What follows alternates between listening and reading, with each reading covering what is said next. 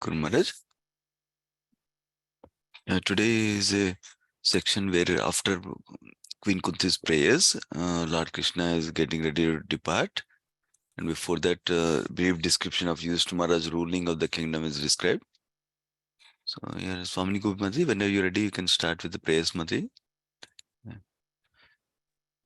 Thank you very much. Hare Krishna, dear devotees, please accept my humble obeisances. All glories to Srila Prabhupada and Guru Maharaj. Om Namo Bhagavate Vasudevaya. Om Namo Bhagavate Vasudevaya. Om Namo Bhagavate Vasudevaya. Narayanam Namaskritya Naran Chaiva Narottamam Devim Saraswatim Vyasam Tato Jayam Mudiraye Nashta Prayesha Bhadreshu Nityam Bhagavata Sevayat Bhagavate Uttama Sloke Bhaktir Bhavati Naishtiki.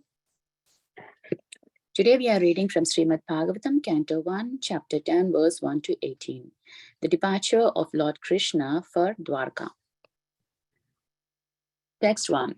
Saunaka Muni asked, after killing his enemies who desired to usurp his rightful inheritance, how did the greatest of all the religious men, Maharaja Yudhishthira, assisted by his brothers, rule his subjects? Surely he could not freely enjoy his kingdom with unrestricted consciousness. Text 2. Suta Goswami said, Lord Krishna, the Supreme Personality of Godhead, who is the maintainer of the world, became pleased after re-establishing Maharaja Yudhishthira in his own kingdom, and after restoring the Kuru dynasty, which has been exhausted by the bamboo fire of anger. Text 3. Maharaja Yudhishthira, after being enlightened by what was spoken by Bhishma Deva and Lord Sri Krishna, the infallible engaged himself in matters of perfect knowledge, because all his misgivings were eradicated. Thus he ruled over the earth and sea and was followed by his younger brother. Text 4. During the regain of Maharaja Yudhishthira, the clouds showered all the water that people needed, and the earth produced all the necessities of men in profusion. Due to its fatty milk bags and cheerful attitude, the cows used to moisten the grazing ground with milk. Text 5. The rivers, oceans, hills, mountains, forests, creepers, and active drugs in every season paid their tax quota to the king in profusion. Text 6. Because of the kings having no enemies, the living beings were not at any time disturbed by mental agonies, diseases, and excessive heat or cold.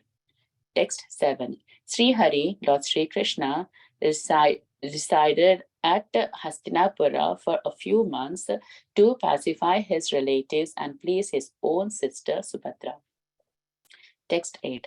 Afterwards, when the Lord asked permission to depart and the king gave it, the Lord offered his respects to Maharaja Yudhishthira by bowing down at his feet, and the king embraced him. After this, the Lord, being embraced by others and receiving their obeisances, got into his chariot.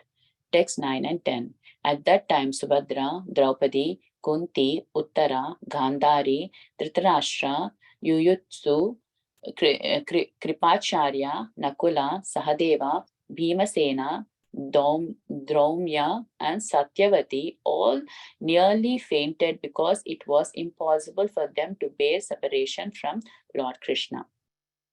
Text 11 and 12. The intelligent who have understood the Supreme Lord is associated with pure devotees and have become freed from the bad materialistic association, can never avoid hearing the glories of the Lord, even though they have heard them only once. How then could the Pandavas tolerate his separation? For they had been intimately associated with his person, seeing him face to face, touching him, conversing with him, and sleeping, sitting, and dining with him. Text 13. All their hearts were melted for him on the pot of attraction. They looked at him without blinking their eyes, and they moved hither and thither in perplexity. Text 14. The female relatives, whose eyes were flooded with tears out of anxiety for Krishna, came out of the palace. They could not, they could stop. They could stop their tears only with great difficulty. They feared that tears could cause misfortune at the time of the departure. Text 15. While the lords was departing from the palace of Hastinapura, different type of drums like the mridanga, dhola, nagra, dunduhuri, dundubhi, and the flutes of different types, the veena, gomukha, and beri, all sounded together to show him honor. Text 16. Out of loving desire to see the Lord, the royal ladies of the Kurus got up on top of the palace and, smiling with affection and shyness, they showered flowers upon the Lord. Text 17. At the time, Arjuna, the great warrior and conqueror of sleep, who is the intimate friend of the most beloved Supreme Lord, took up an umbrella which had a handle of jewels and was embroidered with the lace and pearls. Text 18. Uddhava and Satyaki began to fan the Lord with decorated fans, and the Lord, as the master of the Madhu, seated on scattered flowers, commanded them along the road. Thank you very much, Prabhuji. Hare Krishna. Thank you, Mati. Yeah, Vamsi was improve. Whenever you're ready, you can start, Prabhuji. Thank you, Prabhuji and Mataji. Hare Krishna. Om Ajnana-Timirandasya Jnananjana-Salakaya Chaktimanmilitam Yena Tasmai Sri-Gurave Namaha. Namo Vishnupadaya Krishna-Prishtaya Bhutale Srimate Bhakti-Vedanta Swami-Niti Namne Namaste Saraswati-Deve Gauravani Pracharane Nirvishesha Shunyavadi Paschatya-Desatarane Jai Shri Krishna Chaitanya Prabhu Nityananda Shri Advaita Gadadhar Shivasadi Gaura Bhaktivinoda Hare Krishna Krishna Krishna Hare Hare Hare Ram, Ram Ram, Hare Hare. In chapter 10, departure of Lord Krishna for Dwaraka is described. So last week we saw until chapter 9 how Krishna arranges Yudhishthira Maharaj to go and have his conversation or get his questions clarified through Bhishma Dev, to glorify Bhishma Dev. Actually, Lord Krishna could have clarified or pacified Yudhishthira Maharaj due to his lamentation after the war of Kurukshetra, but he wanted to glorify his dear devotee Bhishma Dev. Throughout the pages of Srimad Bhagavatam, we will see this theme where Krishna wants to glorify his devotees. That is one of his attributes. So we will see in this chapter what was the status of the devotees of Krishna in Hastinapur when Krishna decides to leave Hastinapur to Dwarka. So on this context, Shaunaka Rishi asks, after killing the enemies in the Kurukshetra war, how did Maharaj Yudhishthira actually rule his kingdom? Because that was actually Krishna's plan to annihilate the Kauravas and bring Yudhishthira Maharaj as the ruler of the entire planet. So how did he rule was the first question that was asked by Shaunaka Rishi. So Prabhupada writes in the purport that Yudhishthira Maharaj, he actually fought for the right cause, because the kingdom of Hastinapur was the rightful inheritance for the Pandavas. It was not something that it was not their inheritance or somebody else's property. Like Ishopanishad says, Prabhupada writes, and Ishopanishad also says that we should not try to claim someone else's property, something that is allocated beyond our rightful claim. Whatever is given by Krishna for us, we should use only that much. Anything beyond that, we are no better than thieves. So Yudhishthira Maharaj was such a righteous king, and he did not ask for anything beyond what they are rightfully inherited. And then he therefore ruled over the kingdom as a matter of duty, assisted by his younger brothers. And now the next verse, in verse 2, Suta Goswami says, he answers the question put forth by Shaunaka Rishi. So he says that Lord Krishna, who's the maintainer of the world, became pleased after re-establishing Maharaj Yudhishthira in his own kingdom. And the analogy is given, which had been exhausted by the bamboo fire of anger. Prabhupada writes a very nice analogy. He explains why that bamboo fire of anger is mentioned. So Prabhupada explains in the very first line, this world is compared to a forest fire. Just like every day we sing in the morning, Samsara Dava Nalalita Loka Tranaya Karunya Ganaganatvam. This world, this material world is like a forest fire caused by a cohesion of bamboo bushes. So when the bamboo bushes rub against each other, fire automatically comes up. Similarly, Prabhupada writes, this material world, the wrath of those who want to lord it over the material nature, we interact with each other and the fire of war takes place, exhausting unwanted population. This is how war happens. Because everyone of us want to lord it over the nature, ultimately we are controlled by nature and nature is controlled by Krishna and we are not aware of this. But because all of us are acting on the basis of false ego, we want to lord over everything and everybody around us. And that is why war within us, outside us, always happens. War means doesn't have to be big countries having war. War can be within our own mind. War can be with our dear ones. It is all based on false ego. And that is what this forest fire is all about.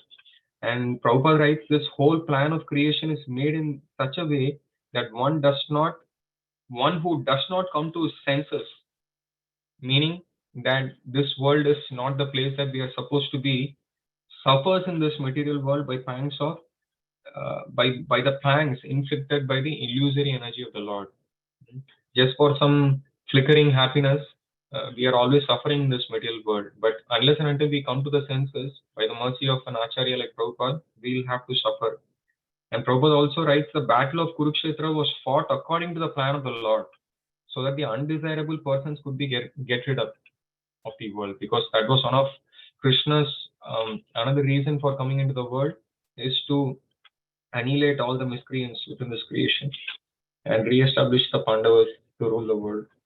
And third verse is very instructive, very nice purport to read also. Prabhupada writes that after Maharaj Yudhishthira, after being enlightened by what was spoken by Bhishma Dev and Lord Krishna, all his misgivings were eradicated. This is something for us to always meditate upon in our practicing life of bhakti, is that we should always be enlightened by what is spoken by the Mahajans, either from the pages of Srimad Bhagavatam or Srila Prabhupada or his disciples or the previous acharyas. And they are the ones who are enlightening us. So Prabhupada writes in the purport that because Maharaj Yudhishthira was instructed by Bhishma Dev and the infallible Lord Krishna, he had full knowledge of everything in perfection. If he want to know everything in perfection, in full knowledge, without any doubts, without losing faith in anything, faith in bhakti, without needing to be fearful in any situation, this is the way that Maharaj Yudhishthira is teaching us, is to follow the teachings of the acharyas or the mahajans and the teachings of Lord Krishna. Because he followed like this, he was able to rule his kingdom perfectly. And because in current scenario, Prabhupada is writing, many states over the earth are quarreling because of ideological differences. Because everything is based on false ego and self motives. We all want to satisfy our own, because I think like this, certain things have to be done. So that is where all the problem starts. And Prabhupada writes, but a king like Maharaj Parikshit had no ideology of his own. Many sentences Prabhupada packs, actually we don't have time in this purport, but Prabhupada writes, we should not have our own ideology. Oh, okay, maybe I can practice bhakti like this. It's okay if I don't chant one day, maybe I can make it up tomorrow. Well, maybe some days are okay, but we should never have our ideology of our own. Prabhupada writes, we should simply follow the instructions of Krishna and his bona fide representative and authorized agent like Bhishma Dev. This was the secret of Maharaj Maharaj Yudhishthira's success in ruling, and his kingdom was, the entire world was happy when he was king. And then in the next purport, during the reign of Maharaj Yudhishthira, the clouds showered all the water that people needed, and earth produced all necessities of man in profusion. This is what can happen when there is an apt ruler in the kingdom who's God conscious.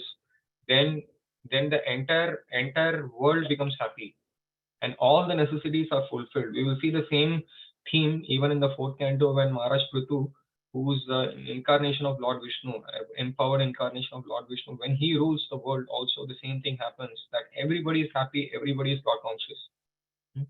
It is not only a ruler, even within a society like ISKCON. That is why ISKCON has been able to progress in the last 5 or 6 decades. It's because of such sincere followers that everything has become prosperous, even within a society like ISKCON.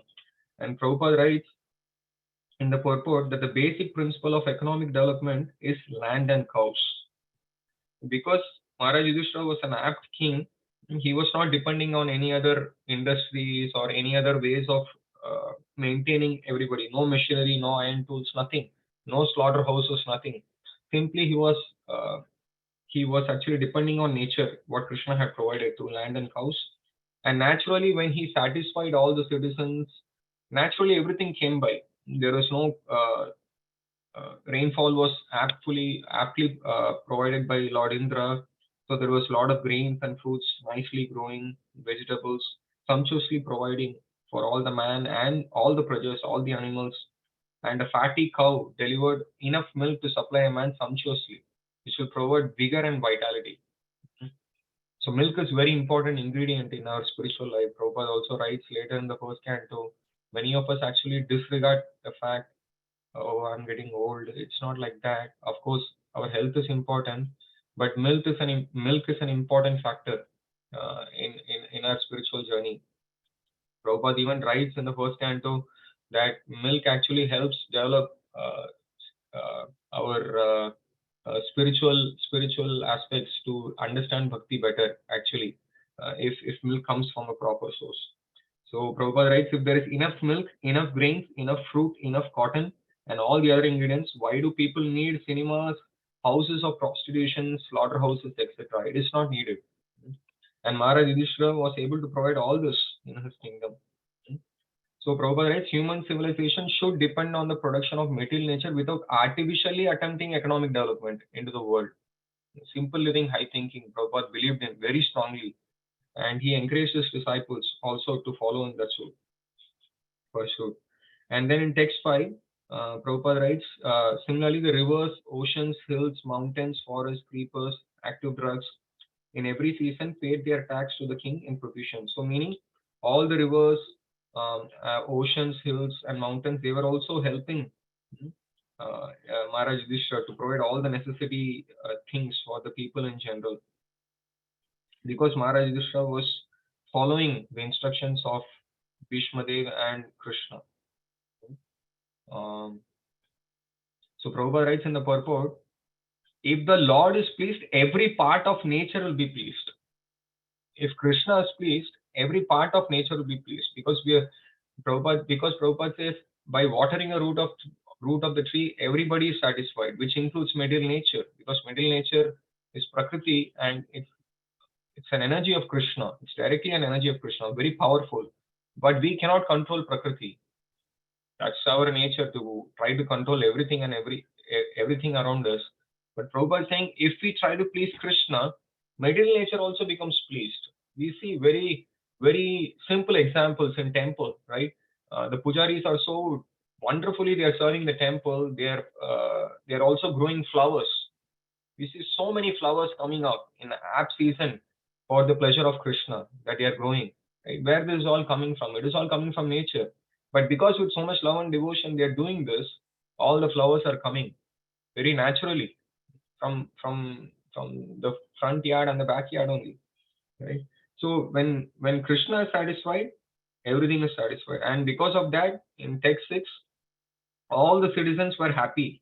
And it is also mentioned that because of the king having no enemy, because he was non-envious, the living beings were not at any time disturbed by mental agonies, diseases, or excessive heat or cold. Very important. This theme of non-enviousness is mentioned throughout the pages of Bhagavatam, even in the beginning of Bhagavatam. Non-enviousness. If we have envy, there is something wrong with us. That doesn't please Krishna. Krishna doesn't like envy within our heart. Because Maharaj, once a very advanced devotee was saying how to understand who's a pure devotee. Maharaj Yudhishthira was a pure devotee because he didn't have any envy to anyone, whether it's his brothers or anybody. Zero envy. And that's how we can identify who's an advanced soul. And because Maharaj Yudhishthira was like that, his entire kingdom was very happy and they did not have any agonies or diseases or excessive heat or cold. See, because Maharaj Yudhishthira was pleasing Krishna. Being non-envious is also one way of pleasing Krishna. Because if we try to glorify others and be non-envious, that is directly pleasing Krishna. Krishna mentions that in Bhagavad Gita. And Prabhupada writes, because the king was pious and because he was no one's enemy and because he was a recognized agent of the Lord, therefore protected by him, all the citizens under King Maharaj Yudhishthira protection were, so to speak, directly protected by the Lord and his authorized agents. Because he had this quality, we have to strive to develop during the course of our bhakti. And from 7 to 14 is simply wonderful. It is the nature of how the devotees of Krishna in Hastinapur are actually feeling when Krishna is actually leaving Dwaraka. Lord Krishna resided at Hastinapur for a few months, and he pacified his relatives and pleased his own sister Subhadra. So Prabhupada writes, why specifically Subhadra? Because Subhadra was pacified by Krishna because Abhimanyu was killed in the war. Subhadra was the wife of Arjuna, and because Arjuna is very dear, naturally Subhadra is also very dear to Krishna, and he was pacifying Subhadra and the other relatives before he was leaving. And Prabhupada writes in the purport, only his devotees can play the part of his relatives. Paritranaya sadhunam, Krishna says, sadhunam, only his pure devotees. Krishna becomes just like the relatives that we see, a perverted reflection in this material world. Again, we see the feature of Krishna being Bhakta Vatsal. He's sold out to his devotees, ready to do anything. He's ready to sit and pacify his devotees also. And text 8, afterwards, another important thing, when the Lord asked permission to depart, he's Abhigya Swarat, he's independent, but such a Lord, Krishna, is asking permission to leave Hastinapur to Dwaraka. We cannot understand Krishna. He's inconceivable. That is why it is mentioned pure devotion or bhakti is sudurlabha. It is not easy to get, because if somebody gets pure devotion to Krishna, Krishna becomes subservient to that devotee. See what all Krishna is doing. He is asking for permission. Can I leave? He can do whatever he wants, but he is asking permission. And Prabhupada writes in that purport, what all Krishna is doing. Krishna is first bowing down to Yudhishthira Maharaj because socially he was superior to him, and he was his elder cousin. So Krishna is bowing down. Krishna does many times this. Even during the Rajasvi Yajna, he was washing everyone's feet who was coming to Maharaj Yudhishthira's kingdom, and he is bowing down to Yudhishthira Maharaj. Prabhupada writes, Krishna takes pleasure when some of his devotees accept him as less importance in terms of love. Not in awe and reverence. In love. If somebody is worshipping Krishna in spontaneous love, Krishna is sold out to that devotee. He is ready to do anything for that devotee. No one is greater than or equal to the Lord, but he takes pleasure in being treated as younger than his devotees. Another feature of his Bhakta Vatsal. He is always subservient to the love of his devotee. And Prabhupada writes, the impersonalists cannot enter into the supernatural roles played by the devotee of the Lord. The impersonalists cannot understand all these inconceivable dealings of Krishna with his devotees. Similarly, Bhima and Arjuna embraced the Lord because they were of the same age. And Nakula and Sahadev bowed down to Krishna because they were younger than Krishna. And in 9 and 10, this is probably the highlight of this entire section. Such wonderful purport that Prabhupada writes. Subhadra, Draupadi, Kunti, Uttara, Gandhari, Dhritarashtra, Yuyutsu, Kripacharya, Nakula, Sahadev, Bhimasen, Daumya and Satyavati all nearly fainted due to separation, even though Krishna is personally still there. You should carefully note, because it was impossible for them to bear separation from Lord. Even the thought of Krishna going away from them, they couldn't bear that. And Prabhupada writes such a brilliant purport. We can really understand. Many of us sometimes, I can speak to myself, we think, oh, Prabhupada just didn't give, he just gave regulative principles. No. Prabhupada gave us everything. He gave us everything. We can see in the first canto, Prabhupada is writing such elevated realization for a person like myself. Prabhupada is writing, the conditioned soul under the spell of illusory energy forgets a lot. Otherwise, he cannot. Because I am conditioned, maybe few hours in the morning, we are remembering Krishna, but then throughout the day, we forget. Because I am conditioned. But otherwise, Prabhupada says, if we are not conditioned, we cannot forget Krishna even for a moment. The feeling of such separation cannot be described, Prabhupada writes, but can simply be imagined by devotees. We can only imagine at our conditioned state. Prabhupada is writing, it cannot be described. One disciple of Prabhupada, he says, English is a very funny language. There are many things within bhakti that cannot be described in the language of English. It cannot be. It is only by experience, Prabhupada writes. And Prabhupada writes, after Prabhupada from Hastinapur, he's going to Vrindavan immediately. After his separation from Vrindavan, and the innocent rural cowherd boys, girls, ladies, and others, they all felt shocked throughout their lives. And the separation of Srimati Radharani, the most beloved cowherd girl, is beyond expression. This is Prabhupada's realization. Once they met at Kurukshetra during a solar eclipse, and feeling which was expressed by them is heartrending. There is, of course, a difference in the qualities of transcendental devotees of the Lord. Prabhupada writes some subtle things. We don't have time for discussion, but none of them who have ever contacted the Lord by direct communion or otherwise can leave him even for a moment. Prabhupada writes, if we see Krishna once in our life, we will not be able to be without him even for a moment. Prabhupada writes in many purports, our goal of life is to see Krishna face to face. Nothing else should be our goal of life. And as soon as we have that darshan of Krishna, we will not be able to be without Krishna even for a moment. This is Prabhupada's promise here. This should be our aspiration in our life.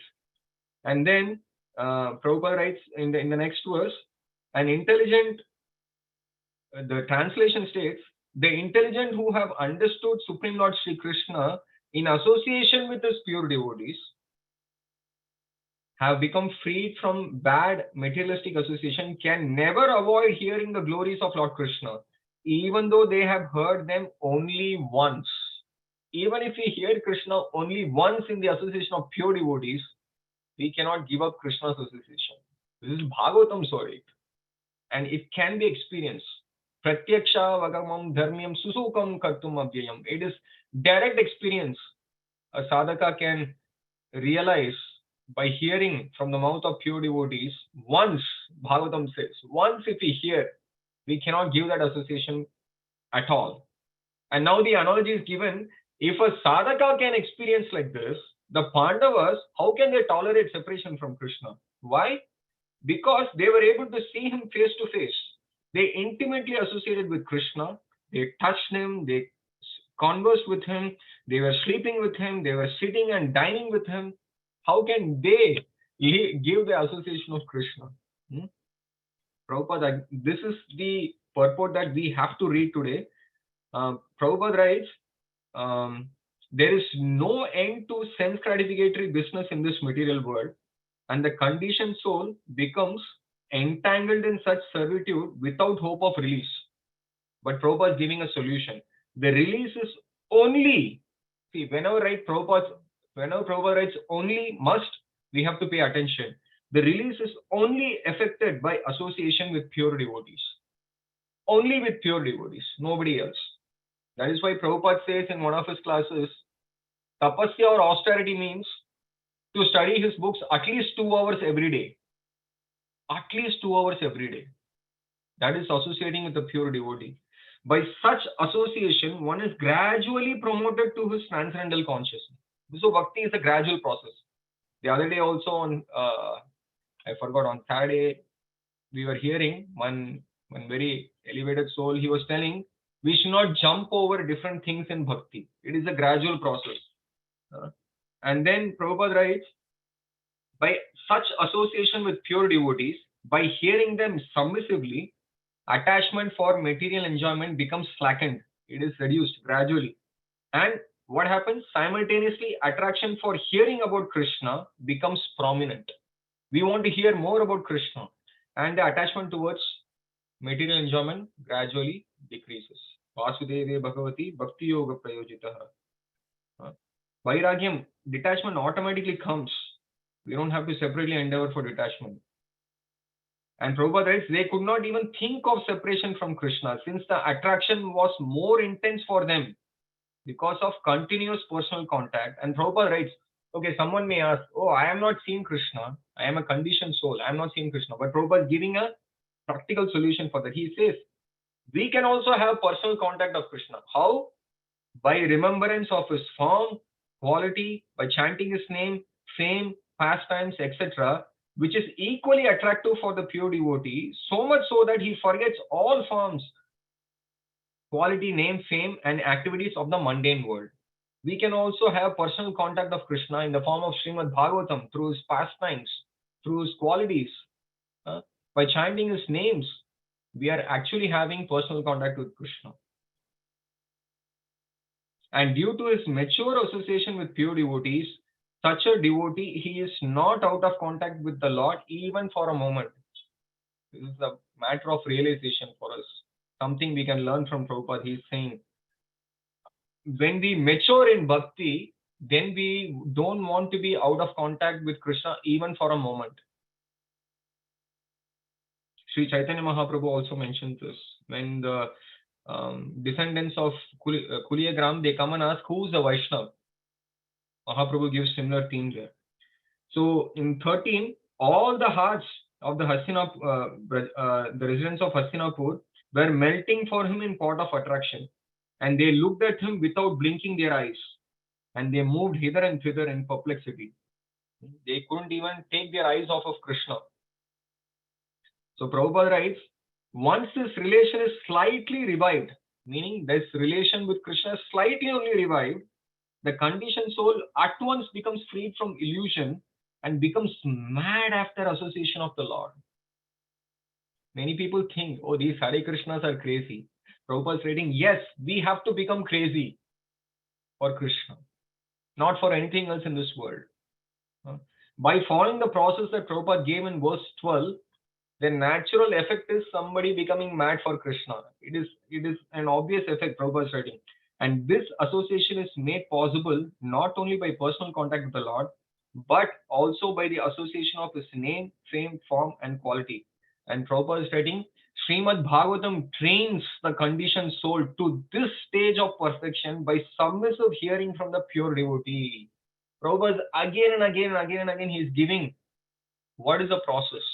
By taking shelter of Srimad Bhagavatam every day.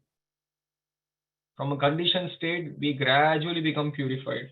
And text 14, it is again mentioned, the female relatives, will complete in 5 minutes, whose eyes were flooded with tears of anxiety for Krishna came out of their palace. And they could stop their tears only with great difficulty. So Prabhupada writes, again a very nice purport. Prabhupada writes, all the ladies in Hastinapur were affectionate towards Krishna.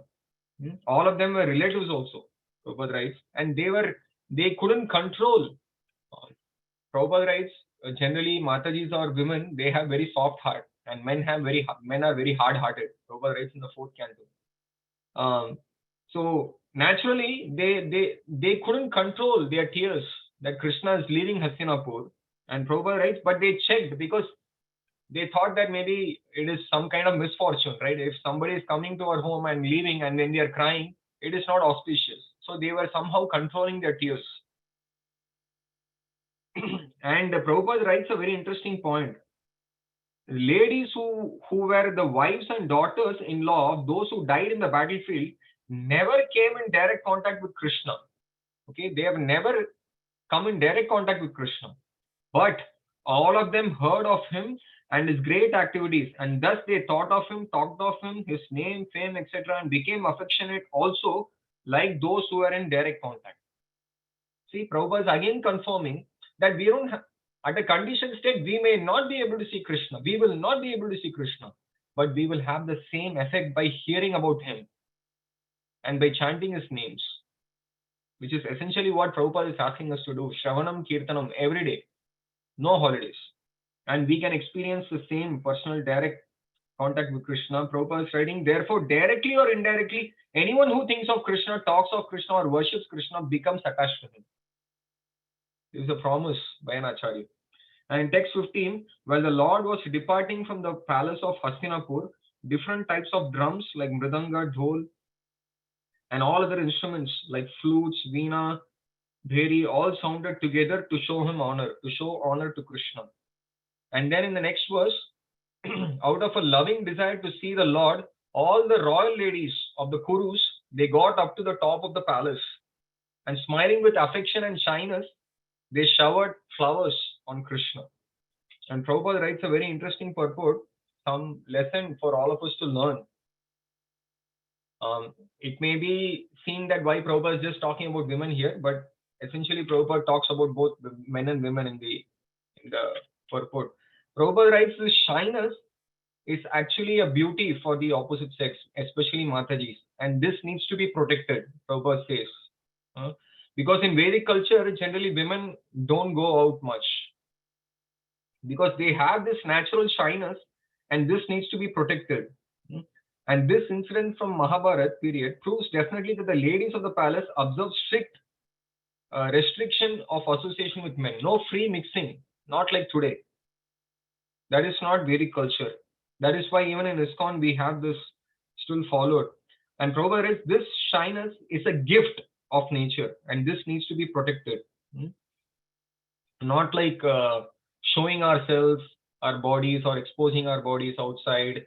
Prabhupada writes, this is not our culture. This is not human civilization. Prabhupada writes, the material beauty of women is an illusion because the actual beauty of the earth, it is just made of earthly elements. Because the beauty is there because of the presence of the soul or the spirit. The men or women find each other attractive because of the presence of spirit soul. Otherwise, it's just bodily covering.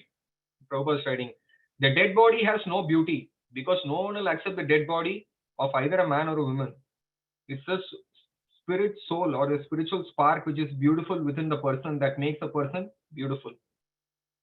So that is why Prabhupada is writing, the end of the purport, he writes, Vedic civilization allows very restricted mixing of women and men.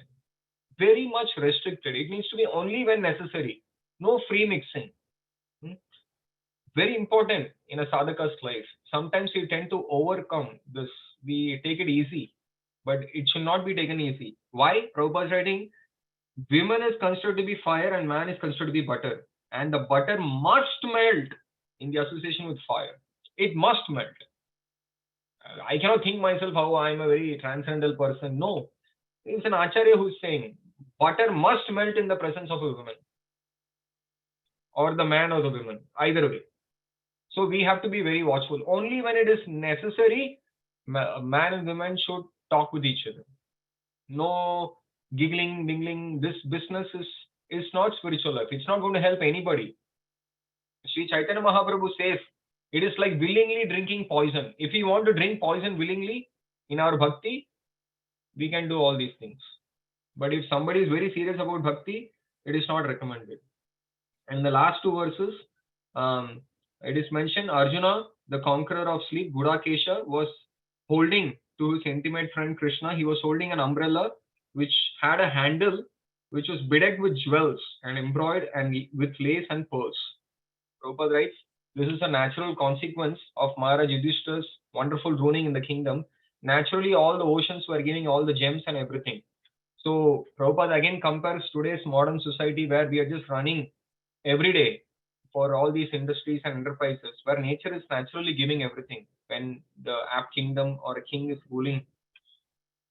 And then in 18th verse, Uddhava and Satyaki began to fan the Lord with decorated fans, and the Lord, as the master of Madhu, seated on scattered flowers, commanded them along the road. So all the devotees were serving Krishna when he's just about to leave. Thank you. Hare Krishna. Jagadguru Srila Prabhupada ki Jai. Hare Krishna. Thank you, Yeah. Prabhuji. Yeah, thank you so much, Vamsi and Prabhuji. Let's offer business to all the devotees. Vanchakalpatarabhesya Kupasindhu Bevacha Palitanam Pavanebhyo Vaishnavebhyo Namo Namaha. Hare Krishna, Prabhuji. Thank you very much, Prabhuji. Hare Krishna. Hare Krishna. Thank you, Prabhuji. Hare Krishna. Hare Krishna. Hare Krishna, thank you.